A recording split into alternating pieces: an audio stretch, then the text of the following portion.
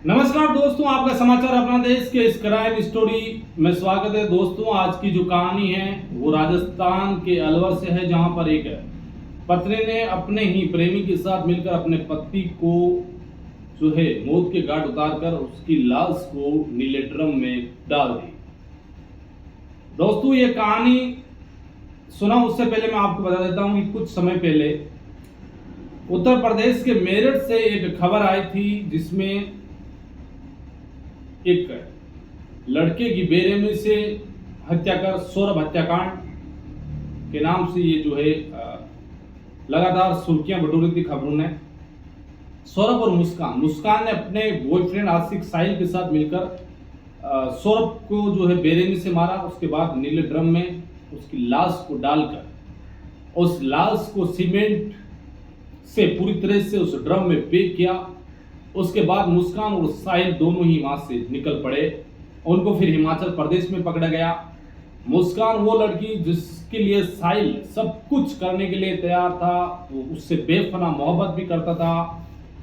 इधर मुस्कान जो है रीले बनाती तो साहिल के साथ में उसकी रीले भी थी, लेकिन प्रेम के चक्कर में फंसकर उसने अपने ही पति को मौत के घाट उतारा। एक लड़की भी थी। फिर नीले ड्रम की ये कहानी वहीं से शुरुआत होती है और नीले ड्रम जो है पूरे इंडिया में पॉपुलर हो जाता है। नीले ड्रम को लेकर पतियों में खूब इस तरह की लगातार सोशल मीडिया पर हमने रीलें देखी, कई वीडियोस बनाए, कई कॉमेडियन ने जो है नीले ड्रम को लेकर कटाक्ष किए। ये तमाम खबरें पढ़ी हमने, तमाम ये सोशल मीडिया पर ये लगातार ये वीडियोस देखे, जिसमें नीले ड्रम को लेकर एक ट्रेंड सा चल पड़ा। लोगों ने जो है ये कहा कि नीले ड्रम तो घर में रखना ही नहीं चाहिए। अब जो खबर आई है वो वाकई में एक नीले ड्रम की ही खबर है, और ये खबर है राजस्थान के अलवर से। उत्तर प्रदेश का रहने वाला शाहजहांपुर इलाका, वहां से एक लड़का जिसका नाम हंसराज और सूरज, जो अपनी पत्नी सुनीता और 3 बच्चों के साथ में राजस्थान आता है कमाने। ईंट के भट्टे पर जाता है और ईंट के भट्टे पर वो काम करता है। अलवर जिले के केराथल तिजारा इलाका है, उस केरथल तिजारा इस इलाके में वो एक ईंट के भट्टे पर काम करने लग जाता है। अभी अगस्त का महीना चल रहा है, तो इससे पहले वो जो है जनवरी फरवरी में आ गया। वहां पर अपनी पत्नी बच्चों के साथ आराम से वो रह रहा है, कोई उससे दिक्कत नहीं, परेशानी नहीं। इधर ईंट के भट्टे का मालिक राजेश, उसका बेटा जिसका नाम जितेंद्र, वो उस भट्टे पर मुनीम, जो सारा काम देख रेख करना, जितने भी मजदूर काम करते हैं उनका हिसाब किताब रखना, ये काम उसका था। धीरे धीरे इधर जितेंद्र और सूरज की दोस्ती हुई। इस दोस्ती को देखते हुए जितेंद्र ने उसकी पत्नी जिसका नाम सुनीता, वो घर पर आता। धीरे धीरे दोनों की मुलाकात बढ़ी। मुलाकात बढ़ने के बाद धीरे धीरे दोनों के बीच अफेयर शुरू हो गया। अफेयर शुरू हुआ तो जब तक सूरज को कुछ भी पता नहीं लगा, रोज साथ में शराब पीते। इधर जो मुनीम था जितेंद्र, वो शराब पीता था सूरज को। सूरज ने सोचा कि चलो कोई नहीं, ये अपना मुनीम है, साथ बैठ शराब पीता है, उसके घर पर आता बैठता। इधर पत्नी के अवैध संबंध बन गए। इधर सूरज को ये पता नहीं था कि जो उसकी पत्नी है वो जितेंद्र से प्रेम करने लग गए, 3 बच्चों की माँ। क्योंकि पति को ऐसा ही लगता है कि भाई 3 बच्चे हैं, पत्नी साथ रह रही है, तो क्यों पति इतना ज्यादा दिमाग में कोई बात लेता है। लेकिन धीरे धीरे वक्त बीतता गया और ये अगस्त का महीना आ गया 2025। इधर बारिश का दौर शुरू हुआ। इससे पहले जून जुलाई अगस्त के महीने में जो है जुलाई में बारिश हो जाती है। इस बार बारिश ज्यादा भी थी कई इलाकों में। तो अब भट्टे से जो है भट्टे बंद हो गए। ईंट भट्टे का जो काम था वो बंद हो गया। 4-5 महीने बंद रहता है। तो उसको घर जाना था शाहजहांपुर सूरज को।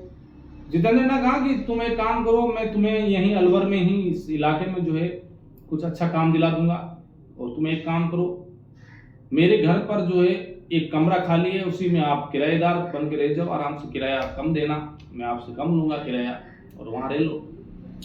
इधर जितेंद्र ने जैसे ही बोला तो सूरज ने सोचा चलो एक काम करते हैं, मुनीम अपना बोल रहा है तो अपन उसके घर पे रह जाते हैं। वो घर गए। इधर राजेश की पत्नी जो है मिथिलेश और राजेश, उसने कहा कि चलो एक काम करो भाई, ऊपर का कमरा खाली पड़ा है, उसमें रह जाएंगे, पति पत्नी और 3 बच्चे, कोई दिक्कत भी नहीं है। इधर कुछ समय पहले ही जो है जितेंद्र की पत्नी की मौत हो चुकी थी, उसके बेटा है, वो आराम से साथ रह रहे थे, सब से एक ही बेटा जितेंद्र। धीरे धीरे उसे लगा कि अब गर्मी है, कोई दिक्कत नहीं है, जितेंद्र आराम से मिल रहा है, कर रहा है, उसे रोज शराब पिला रहा है। लेकिन एक दिन अचानक जो है इसे शक हुआ सूरज को कि कहीं ना कहीं पत्नी और जितेंद्र के बीच कोई ना कोई दाल यानी खिचड़ी पक रही है और दाल में कुछ काला है। उसने कहा कि अब यहाँ नहीं रहना है। वो पत्नी को कह दिया कि चलो अपन यहाँ से निकलेंगे, यहाँ नहीं रहेंगे, अपन गाँव चलेंगे। लेकिन पत्नी ने कहा कि अभी तो यहीं रह रहे हैं, कुछ काम वाम धंधा कर लो। इधर जितेंद्र भी चाह रहा था कि जो है उसकी मासूका यानी प्रेमिका सुनीता यहीं रहे। दोनों के बीच अवैध संबंध हो गए, तो अब ये बीच में जो है टांग अड़ा रहा है, यहाँ से चलने का कह रहा है, तो इसे एक काम करते हैं, मौत के घाट उतार देते हैं। अब दोनों ने षड्यंत्र रचना शुरू किया।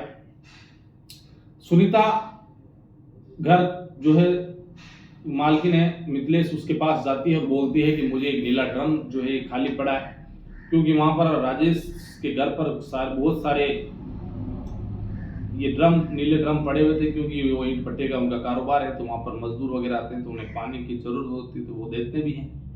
तो उन्होंने कहा चलो एक काम करो, आप ऊपर ले जाओ ये ड्रम। वो ड्रम लेके गए, लेकिन उसे नहीं पता था कि इस ड्रम में जो है ये अपने ही पति की लाश डालेगी, ये बात अनजान इस ड्रम में पैक करेगी। अब 16 अगस्त जन्माष्टमी का दिन, वो रात को साथ में बैठकर शराब, जितेंद्र ने सूरज को शराब पिलाई और कहा कि तुम एक काम करो, शराब पीने के बाद में ज्यादा हो गया तो फिर दोनों ने उसके बेरे में से हत्या की। यानी कि हत्या करने के बाद में उसकी लाश को उस ड्रम में डालकर उसके ऊपर नमक छिड़क के और पत्थर रख दिया।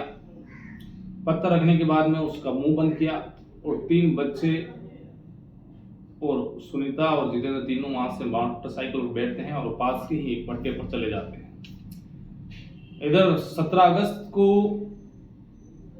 दोपहर का टाइम था, तो कुछ बदबू आई, तो मिथिलेश ऊपर छत पर जाती है, तो उसे तेज बदबू का अंदेशा होता है। उसे लगा कि कोई ना कोई गड़बड़ है, यहाँ पर पत्नी भी नहीं है, सूरज भी नजर नहीं आ रहा है। तो एक दिन वहीं रुके थे, सॉरी ये 18 तारीख की घटना है, 17 तारीख की नहीं, 18 तारीख की, 17 को तो वहीं थे। उन्हें पूछा भी था कि जो आपका सुनीता ने पति कहाँ है, तो उन्होंने कहा कि वो तो बाहर गए हुए हैं। 17 को ये नाइट को निकल जाते हैं वहां से, एक पास के ही भट्टे पर चले जाते हैं। 18 का दिन आता है, इधर 2 दिन हो गए, तो 24 घंटे में लाश बदबू मारने लग गई।